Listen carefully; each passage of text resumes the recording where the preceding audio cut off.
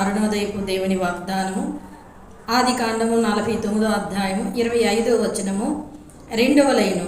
నిన్ను దీవించు సర్వశక్తుని దీవెనలను అతని బాహుబలము దిట్టపరచబడెను. హల్లెలూయా.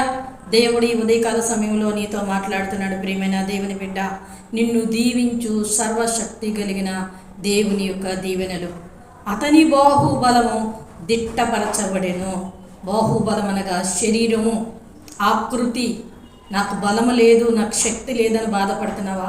నిన్ను దీవించిన దేవుడు నీ బాహుబలాన్ని దిట్టపరిచి నిన్ను బలపరిచి నీకు మంచి ఆరోగ్యం ఇచ్చి నిండైన దీవెనతో ఆయన నడిపిస్తానని వాగ్దానం ఇస్తూ ఉన్నారు. ఈ ఉదయకాల సమయం లేచిన వెంటనే ఈ వాక్యాన్ని పట్టుకొని ప్రార్థన చేసి నీ దినాన్ని ప్రారంభించు. నీ శరీరంలో గొప్ప బలాన్ని నువ్వు చూస్తావు, నీ ఇంటిలో గొప్ప దీవెని చూస్తావు. దేవుడు నిన్ను దీవించునుగాక.